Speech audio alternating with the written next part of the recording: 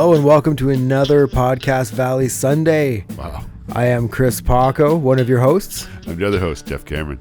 How's it going, Jeff? Really good. I can't believe we're here again. As always. It's already been a week or two. Yep, as always. So this is episode 22, Monkees at the Circus, directed by Bruce Kessler, written by David Panich, or Panic, I don't know. And it aired on February 13th, 1967. Do you think for Valentine's Day they had like those ones you could buy, but they're the Monkees ones?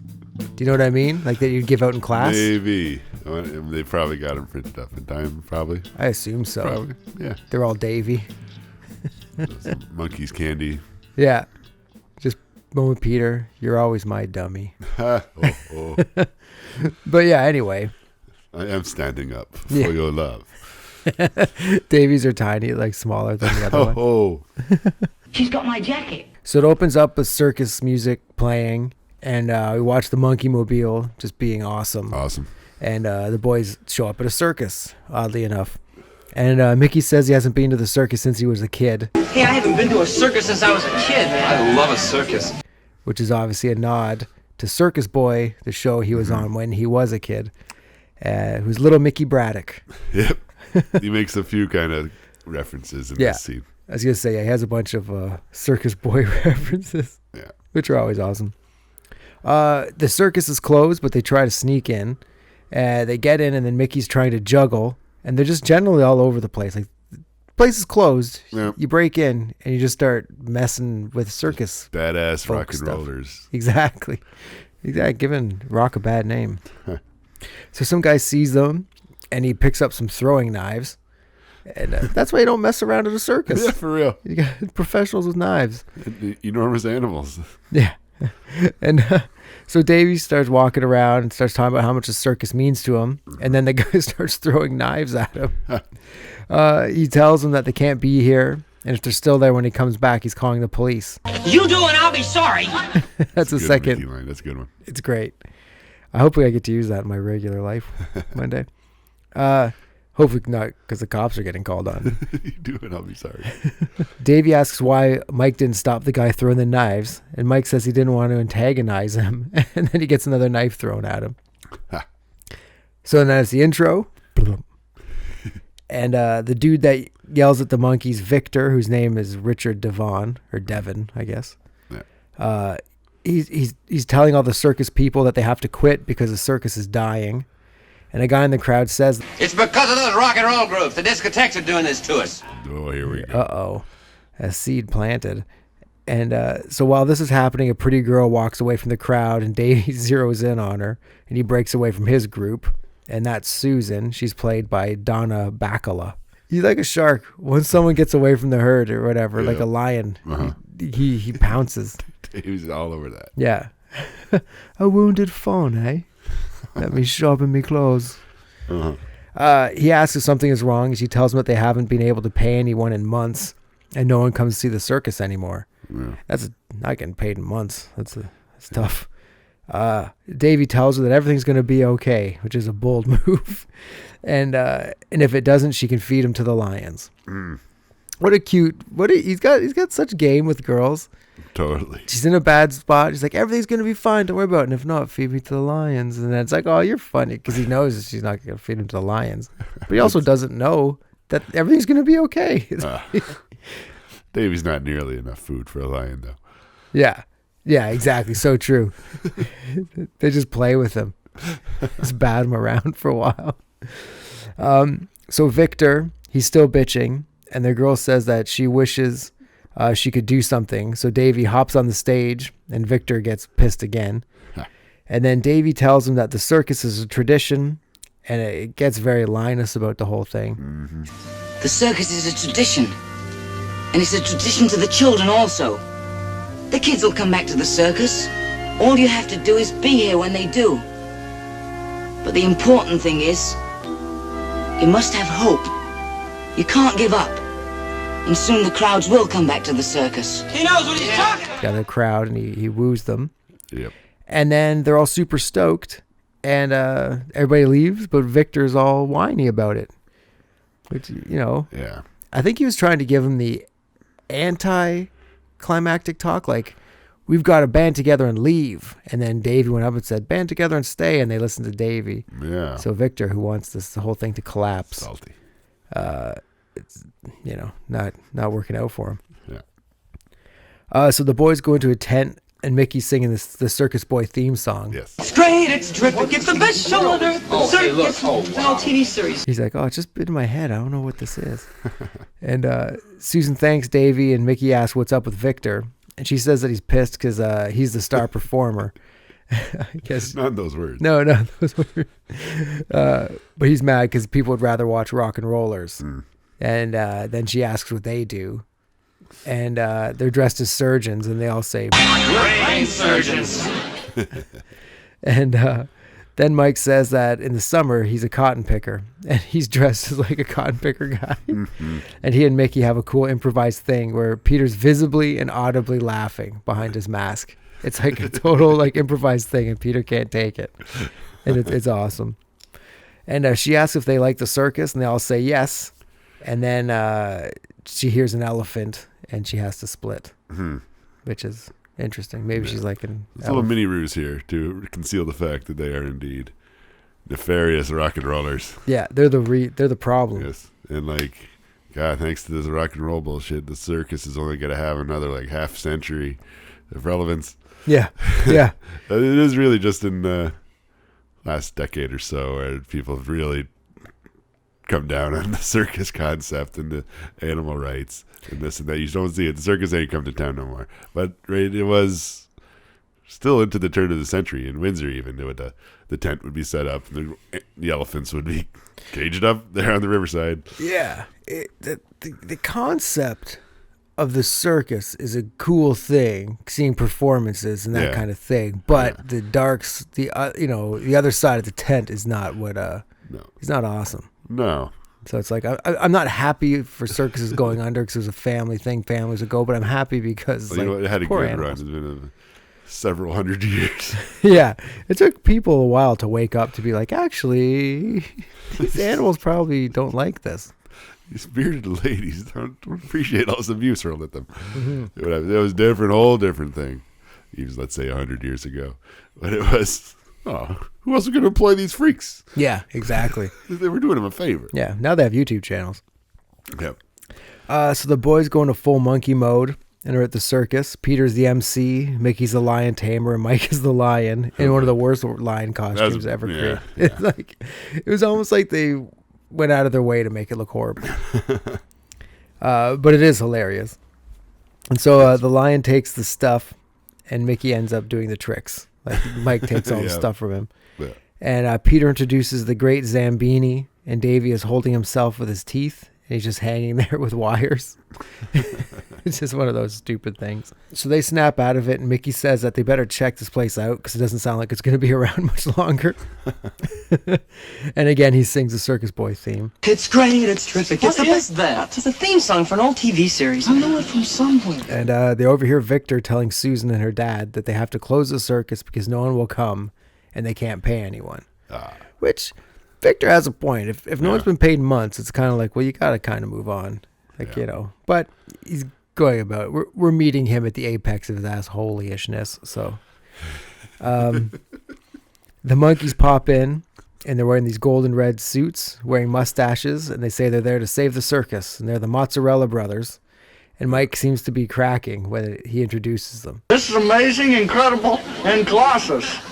And stupendous. These are the four Martian suits without the pantyhose on the head, I'm pretty sure. Oh, really, eh? Because they have the shiny yeah. in the arms. You are right. It is. They are.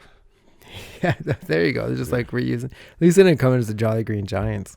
Limited sets of. They don't have four of many costumes. Yeah. So they kind of use them when they can. So the Mozzarella Brothers tell everyone that they're tightrope walkers and can do all sorts of crazy shit. Direct quote.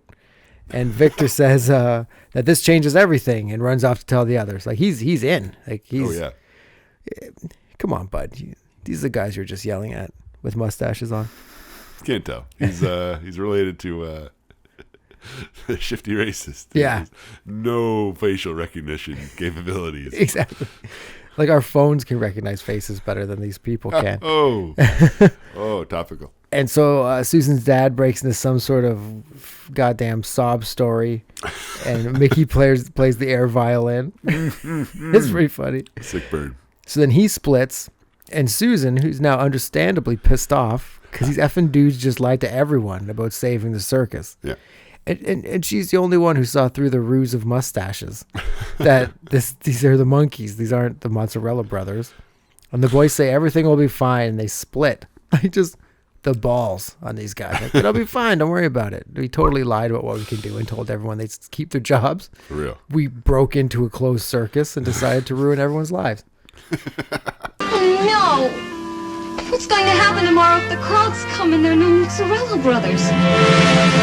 To be fair, it was mostly ruined when they got there. 100%. But they gave them hope to get re-ruined. Oh, man. At this moment. At first, she knows the brain surgeons. She doesn't even know real. they're a band. Yep. So the boys are hanging out with the performers, and they're all getting so excited that the Mozzarella Brothers are coming. And the guys start to feel really guilty about it. It's like, what? You guys did not think this through whatsoever. Like they thought they could tell people save, then go back to Monkees and hang out with these people, and this wouldn't come up or something. Right. It's interesting. It's like, yeah, you don't see the people you drop bombs on, Nope. but if you did, you'd feel bad, I'm sure. For sure. So the boys start practicing on the high wire. And it's a bunch of gags with like 1960s post effects, like and they're wearing wires and stuff. And Definitely. Susan's always losing her mind on the ground. And Mike and Vicky or Davy walk through each other. Yeah, walk through each other, turn around, see each other, that kind of stuff. Yeah. And then she tells them that the show is sold out and asks what they plan to do. Well, for our first act, we could get out of town. A little joke. Get it? A little joke about that big? Oddly enough, she doesn't find that funny. She says they should just tell the truth. So Davy tells her that they're rock and roll singers. Uh-oh. And then Victor overhears this and loses his shit. He calls everyone in instantly, rats them out, tells them that he's leaving, and the boys split and they have to walk past all the performers who are bummed out, and Susan's crying. Brutal. And performers leave to pack. And then Davy says they can't leave her like that and that they're going to have to try and cheer her up, which leads us into Monkees romp number 1, Sometime in the Morning, which is it's a mellow romp. Mellow romp. Right. It's not a heavy romping song. No, it's not at all. But they gotta put it in somewhere. It does work well for what they're doing. Like they're doing the weird wind up where they're all the soldiers. Yeah. And that kind of stuff. It's cool, yeah. And then there's like the performance shots are like old shots from another, like early in the first half of the season. Because, this is the second time it's been on. Yeah. The song, Yeah. In this one, Mike has a blue hat. Yes. A rare appearance of a blue wool hat. Unusual. As the performers are packing up, they notice the Monkees like wind up act, and they blow up a blackboard, and the performers love it. Like they explode this blackboard, and everyone goes fucking crazy. Susan's still bummed, but slowly getting warmed up. Mickey and Davy have a little clown act, and it's nice to see them have a thing together because they're like the two that stuck the Monkees out the whole time. Yeah. They never left. And then by the end of this, somehow the performers have been won over, and they want to do a show through this romp. Sheer monkey charisma. Exactly. So the place is packed. And there's a bunch of stock footage of a circus going on. And then Susan's dad introduces the knife throw, and the human target is Susan. He intros Victor, but he doesn't come out because he's sulking in the back and says he won't perform. Yep. Victor, Pop just announced you. You're on. I shall not perform. What? It's like, it's a full house. This is exactly what you wanted. Yep. I think he's worried it's a one-time full house, and bad times are still ahead. So Davy steps up, and he pretends to be Victor in order to bring out the real Victor, because he thinks he'll still has a soul down in his little tiny Grinch heart. It's just got to explode. It's not the big Victor. He'll be in the movie later. Yeah, exactly. It's the little Victor. So Davy throws a knife, and it almost hits Peter. And so then the real Victor comes out, starts to wow the crowd.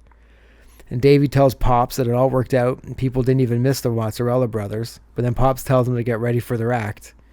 He says they can't do a high wire act, and Pop says, Do the thing you do best. There we go.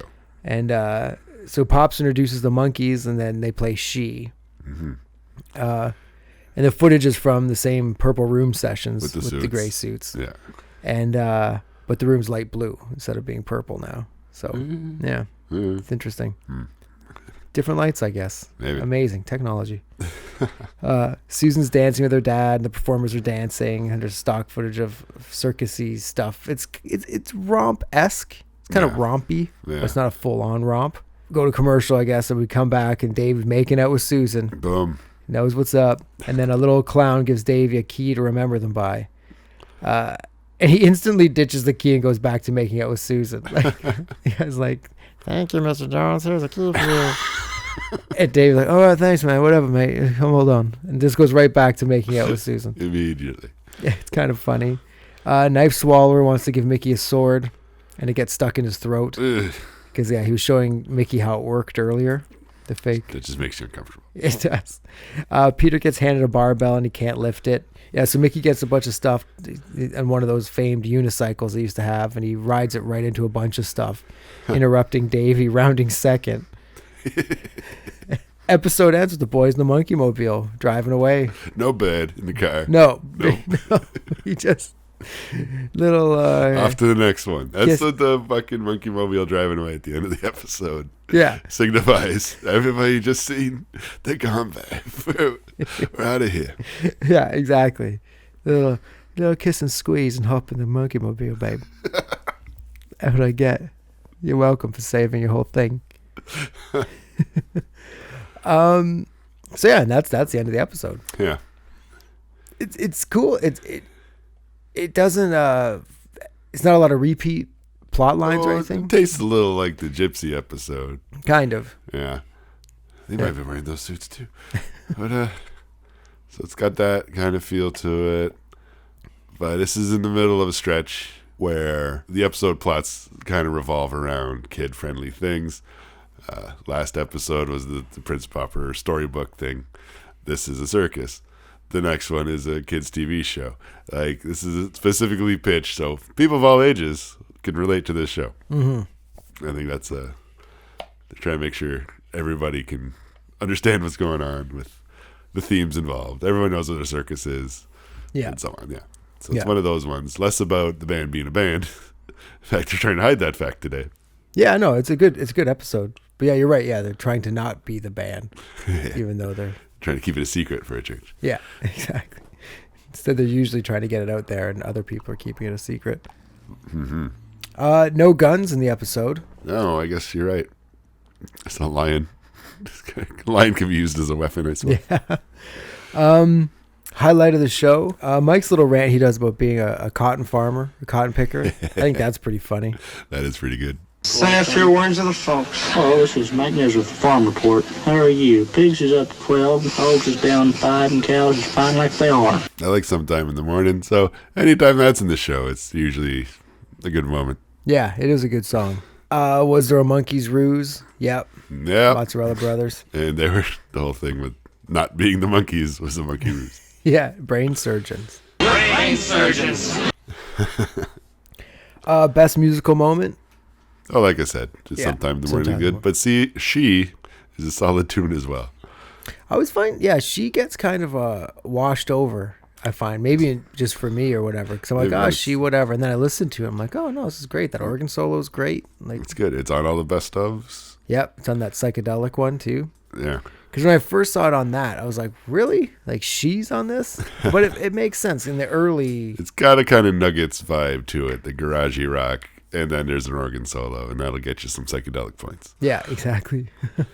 Classic Monkees moment. A little joke about this big. Yep. Things that wouldn't fly in 2020. The circus. The circus. Calling people midgets. That too. I don't even know if we're supposed to do that. M words. It's too close to N words. So people are like, what did they say? But yeah, there's a lot of unfortunate nomenclature. Yeah. But yeah, that would not fly. A couple did you knows. Oddly enough, this was the highest ever rated episode of the Monkees. Huh. It was watched by 12,080,000 people. People think Circus was on the way out. I think so. Bunch of Circus Boy stuff. When Mickey's juggling, he says it reminds him of being a boy. Yeah, he says the theme song. Yeah. And what we brought up is already the costumes were the 4 Martians. And they're going to be worn again by aliens in Monkees Watch Their Feet coming up, second season. All right. Yeah. Monkees watch their feet. Is another dancing one? I guess Is this so. whatever? Will they be back upon these feet? Yeah, I We're hope about to that find song out. gets played. And Richard Devon, who played Victor, was in like a lot of shows, including the Ewoks TV show in the 80s. Oh, no shit. Yeah, so there you go. Wow. Personal memory for me with this episode. All right. I can remember watching it and taping it, like when I was a kid. And the knife throwing part, I put it in slow motion. So you can see it. Yeah, you see the knives come out of the wall, like in the slots. Yes. They come shooting out. But Which it's is so neat. fast. It's a really well done thing. But I remember it was one of those things when I saw it, I was like, oh, like I was in on a secret or something. Like, I thought it was the coolest thing that you actually see them come out of the wall. Fucking pause button technology, man. Yeah. Yeah, blew my mind. All right, yeah. And that's the whole thing. Yeah, I think it's about time for one of our mini features here on Podcast Valley Sunday. A little something we call How About Another Band, where we hypothesize about another singing group, pop combination, who we might like to see theoretically in the Monkees situation, where they have the TV show as a showcase for their music, and they're putting out the records, and just a general multimedia juggernaut that not other bands get to enjoy being. But so let's kind of come up with a couple that would be kind of neat to see. You need a minute to come up with I'm one? trying to think if you have one. Go ahead. Another one I always kind of think about is kind of about a specific moment, so it might be more of like a mini series. Is the Police in Jamaica? They're recording the records, slapping the shit out of each other, making this incredible music, and they're out on the island, probably having a good time, theoretically. But the tension of the police is what makes them fun. How they don't get along. It would be like a Three Stooges kind of thing on the islands. British limey Three Stooges. Slapping the shit out of each other, making technically incredible music down in the islands. So maybe that might be fun to see. Mm-hmm. That'd be interesting. I'm trying to think, one thing I would kind of like to see would be like the early 90s first tour Foo Fighters. Ooh. Going town to town in like a monkey mobile, like a Fooey mobile kind of thing. And Dave Grohl's super famous from the Little Deuce Foop. Yeah. He's super famous from Nirvana. Yes. And people don't know what he can do. So it's like him being famous and the other guys trying to like figure out where to fit in, going place to place, getting in hijinks. It's hard to get perspective on it now. I'm not sure he was famous. He was well known. Well known. He might not have been a household name quite yet. Nirvana, MTV Unplugged probably helped raise his profile, and people probably, who's the singing drummer guy? Who's he? He's good. Mm-hmm. And because Kurt is the household name, and like I think for a lot of people, everybody knew who Kurt Cobain was, but it's like the Hip and Gord Downey, like. Yeah. Name two other members of the Tragically Hip. A lot of people cannot, but they know who Gord Downey is. Yeah. But the Foo Fighters was an incredible thing, and that first album was like so good, unbelievable, and one of the last really hotly anticipated albums of the 90s, where people, let's see what this guy's got. I remember it was so weird to see him singing and playing a guitar and stuff like that. Like, and again, you're saying nowadays you don't even think second of Dave Grohl singing and playing guitar. No. But then it was like, oh my God, look at him. And hearing his voice and stuff was like, this is really weird. It was wild. But I think the first two Foo Fighters records, to me, and I'm not saying their other records aren't good because they are, but those first two are like two solid punches really that are so amazing. Really, really good. Have you seen the documentary? Oh, yes. And when he talks about the decision, he had his Foo Fighters tape in his hand of the songs that he was going to unleash on the world, and it was kind of a coin toss. Not necessarily people would dig it. He knows it's good. But when you make something, you know it's good. It's like marking your own exam, right? But he had that, and he also had Tom Petty on the phone. He drummed for the Heartbreakers, go on tour, and just kind of put it on cruise. Yeah. And just get paid. Exactly. He talks about, I can still see my hand hanging up the phone after saying no and just being like, well, I got to do this now. Wow. Yeah, craziness. And imagine, yeah, just if it was being documented as it happened as a show, and the songs would come out and the showcase. Like, I think the Monkees, when the show ended, they underestimated the strength of the show as a showcase, as a promotional tool, and sort of accidental genius of having the reruns on Saturday mornings with the new songs in it. And the Monkees it was a job they got tired of, and they wanted to do other stuff.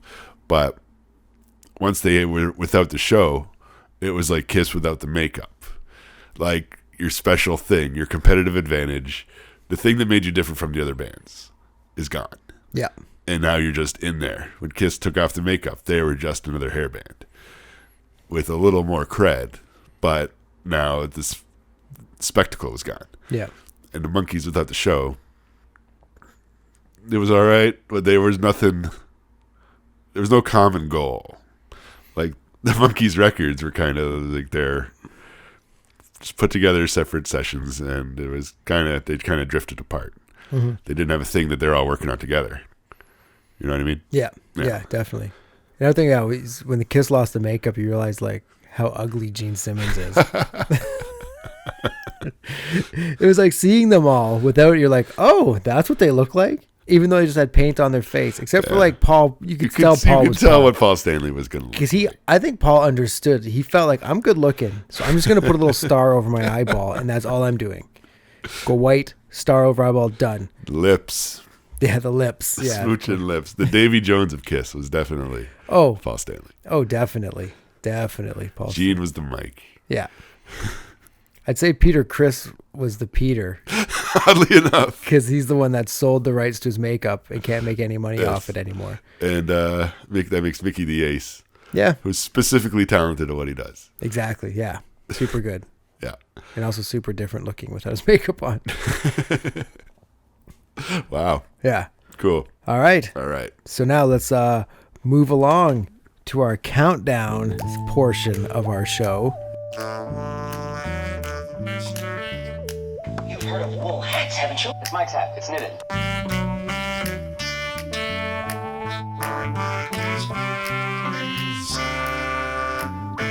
And you go first this time. Okay. Here we do things. Bye bye baby, bye bye. Ooh, that's a good song. I don't remember too much about it. I remember you digging this when you had the tapes or whatever. Bye bye baby, bye bye. Don't wanna make you cry. Bye bye baby, bye bye. Don't wanna make you cry. I believe in you now. You'll get along somehow. Bye bye baby, bye bye is off the Monkees Present or the Monkees Present, whichever. Whatever kind of emphasis you want to put on those syllables. I like this song. It's different. It's weird. It's almost like it's like Mommy and Daddy kind of. It's got that kind of tribal feel, but it's also very country. Exactly. Yeah. It's Mickey when he was really feeling his tribal oats at the time. Yeah. And but also combined with the harmonica and banjo gives it this kind of cowboy feel too. Yeah. So it's and the layered vocals too are cool. Mickey singing with himself is really good, and he's into it. Yeah, he's definitely into it. He's one of the writers. I wonder if it just says writer, so I don't know who wrote what, but yeah, him and Rick Klein wrote it together, I guess. Maybe did the music and Mickey did the lyrics. I don't know. But he wrote a handful of songs himself. He did, yeah. And some of them are really, really good. Mm-hmm. This one's all right. Yeah. I don't have too much of a problem with it. I'm not sure how often I would put it on. Well, you certainly seem to dig it. This is kind of a righting wrong style deep cut for you. Yeah, kind of. Yeah, not as high on the list for me, but it's definitely a song I really dug. Again, coming from when I bought those tapes used. It was one of those ones I'd never heard before. Those discoveries that wasn't on the box set for sure. Yeah. Those are always really cool to stumble over. Yeah. But yeah, I don't know. I would say it's more of a jam than a jelly. All right. Yeah, I put it, say... Like there's Mommy and Daddy, Through the Looking Glass, Magnolia Sims. Would you say it's in that neighborhood? That's what I was thinking too, like maybe either above or below Magnolia Sims. Put it a little below Magnolia Sims. Okay. And above The Kind of Girl I Could Love. All right. Bang. It's a good spot for it. So coming in at 39, we've got a bye-bye, a baby bye-bye. Oh, yeah. Them phalanges going, Pop. Here we go. Here we go. Exciting times. There's still so many songs left in this hat. For real. Whoa. Uh-oh. Oh, geez. Oh, no. We got a classic. Oh. Last Train to Clarksville. Oh. Here it is. First single.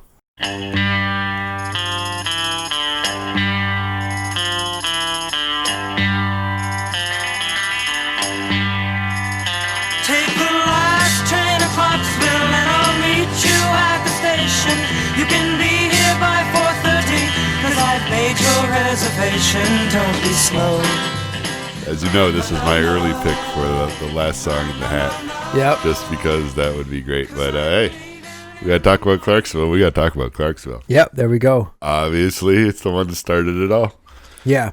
It's got that guitar riff. It's got Mickey knocking it out of the park on the vocals. Mm-hmm. No other Monkees involved.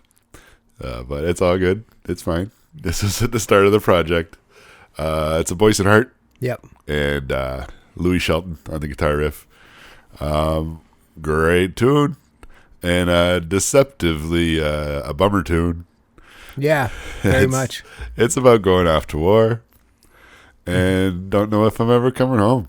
Yeah. Which is very timely and topical. And just this, it's hidden in the sheen of this catchy pop number. Yeah, it's like a pill inside of a candy. It's like it's Last Train to Clarksville. Yeah. Last pill. Pill inside of a candy. Wow, that's great, Paco. Thank you. And it's just fun, it's such a song that it has so much to do with the Monkees, and it's been involved. There's not a compilation without it.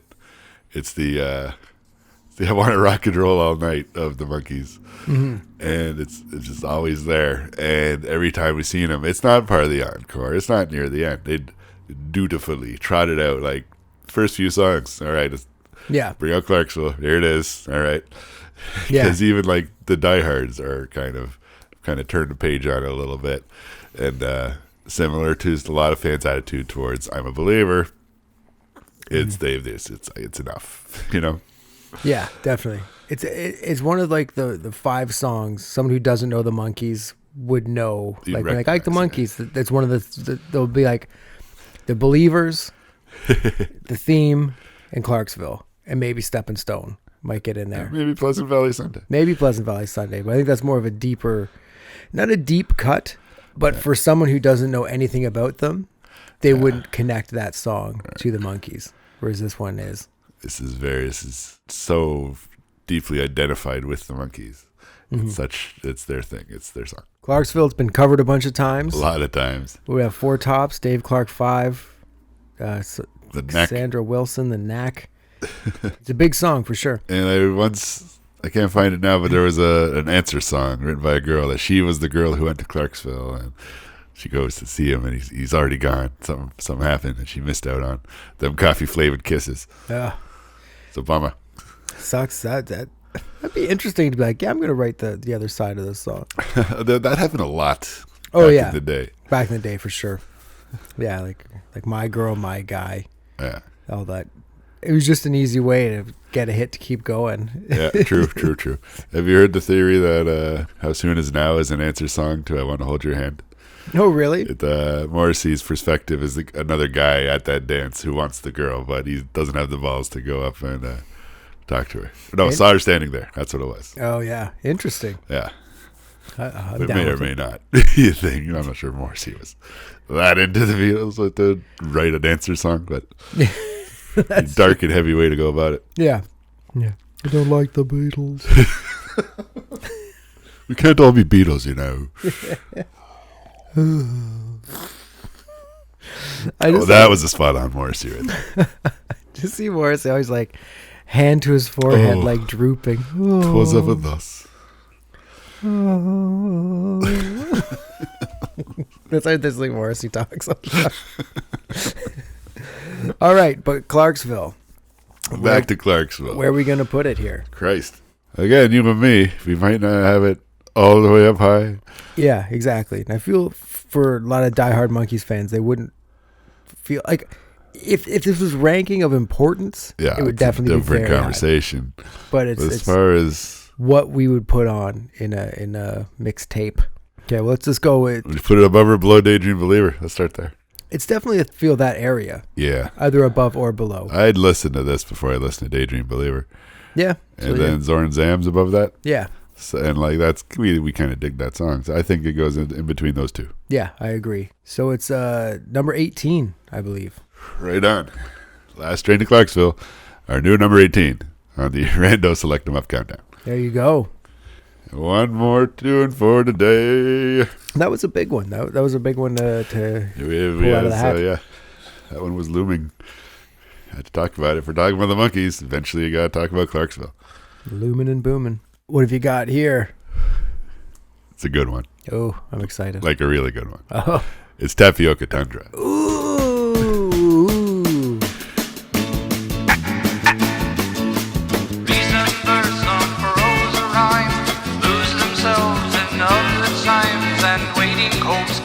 Silent spells that speak in clouded clues. It cannot be a part of me, for now it's part of you. The Birds and the Bees and the Monkees. Yep. Good one. A very good one. That was another one that we didn't know until the tapes, right? Because it wasn't on the box set. It was on the box set. Oh, was it on the box set? Oh, yes. It's on the Mickey disc, the yellow one. Oh, and yeah. I remember listening to it and thinking, holy shit, this is so cool. And this box set is full of tunes like this. Holy shit. And it's a Mike song. So, like, love this song. It's a great song. Yeah. It's a banger for sure. It's like a weird Nesmith. That stream of consciousness poetry where he's just jabbering on and just connecting thoughts and ideas. And there's just this persistent driving rock and roll behind it. Well, it starts off with that whistling. Oh, yeah, the weird whistling and Yeah. arpeggiating and the counting.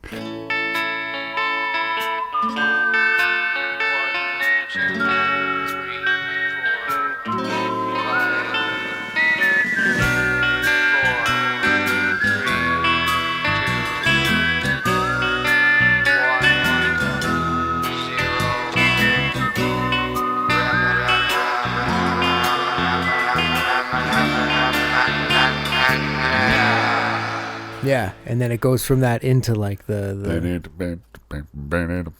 yeah. Yeah. It's a great one. Love it. Love Tapioca Tundra. It's going to do pretty good on our countdown. Definitely. Do you have any specific thoughts about Tapioca Tundra, what it means to you? Man, again, it was one of the first ones that shows the weird depth of the Monkees. Yeah. Because there is a whole other... Like, I bet you if you took all, like, the Righting Wrongs, Tapioca Tundra, Star Collector, Daily Nightly Monkees, yeah, and put, like, a... It's almost like that psychedelic one that came out a couple years ago. Right. That crazy pink and purple record. Is this on that? That's on there, yeah. Oh, okay. Yeah. And, yeah, it's just fantastic. And I do remember listening to it on... like going to school on the tapes I made of your CDs. And yeah, it was always a standout track. I think because of who we are and how we feel about the Monkees and the types of music we like, I think a lot of songs on that psychedelic record are going to be up near the top of this countdown of ours. Yeah, exactly. Yeah. And I will forever bitch that Daily Nightly is not on that collection. That really should be on there. 100%. Star Collector's on there. I always put Star Collector and Daily Nightly kind of together, like as a single. Because of the single and the Moog synthesizer, which Mickey plays it on Daily Nightly. Yeah. But the Paul Beaver, the Moog dealer, plays it on the other one. And he's just kind of bam, bam, bam, like really just kind of making it sound like a traditional instrument. But Mickey was just like plugging plugs and twirling knobs. And yeah. And they were like one of the first bands to really move it up. Mickey bought one of the first ones they made. Yeah, that's crazy. We'll talk more about that when we get to those songs, I guess. Right up Mickey's alley, though. Big being the gadget guy. Yeah, 100%. And having the disposable income to spring for the first Moog. Holy jeez. Yeah. Right place, right time for that guy and that concept. Well, it's like in the Beastie Boys book when they got to sue British Airways for using one of their songs. Yeah. Like when they were nobody, Beastie Revolution, the second song they ever made. That's weird. Got put on a commercial. Ad Rock saw the commercial. They sued him. They each got 10 grand. Hey. He went to go buy a new guitar, saw the 808 drum machine that was brand new. It was the same price as the guitar. He bought that instead. Beastie Boys became a rap group. Like the 808 looms large in the mythology of the Beast. Yeah. The Beastie Boys. It's the Moog of the Beastie Boys. Pretty much. But anyway, so yeah, where are we gonna drop this in? This is an important one. I'm looking at top 10 for sure. Okay, so the bottom number 10 we have I'm a Believer. I'd go above that. Yeah. Then we got Valerie. Valerie though. Oh, see? Oh. See, it's tricky. It's almost like, I wish I could scoot something up and not put something, you know what I mean? Do a little... You wish you could. A move and around. I mean, we could, before we finalize the countdown, Yeah. there might be a little adjustment here and there. Maybe, yeah. Well, we'll see how it all lays out. For real. But I think this makes the top 10. It will bump I'm a Believer. And I don't think we can put it below Valerie. I don't think so. But we can put it above or below I Love You Better. What do you think? I'd go above I Love You Better. Well, What about the Girl I Knew Somewhere? I like Girl I Knew Somewhere better than this. Okay, then we'll put it right after that and above I Love You Better. Oh, yeah. Maybe because I'm not a fan of tapioca pudding. It's the tapioca reverse bump. Yeah. There we go. We have a new top 10 yet again. This has been not 2 shows in a row, but top 10 is getting mixed up. A little bit. It's quickly getting nerfed. Nerfed. Should we do it again? Because it's been a couple episodes for top 10. Yeah. Okay. You want to start with 10? All right. So our brand new top 10. We start at number 10, Valerie. Number 9, I Love You Better. Number 8, Tapioca Tundra. Number 7, The Girl I Knew Somewhere. Number 6, You Just May Be the One. Number 5, Listen to the Band. Number 4, Circle Sky. Number 3, Pleasant Valley Motherfucking Sunday. Number 2, long title, Do I Have to Do This All Over Again? Still number 1 with a bullet, Porpoise Song, the theme from Head. That's a solid top 10 right there. Wonderful. Solid. But I'm a Believer scooted into 11. Yeah. Well, things happen. Sorry, I'm a Believer. But yeah. All right. Thank you very much for checking us out again. We always appreciate it. From me, Chris Paco. And me, Jeff Cameron. Have yourself a Monkees little evening. Thank you. Goodbye.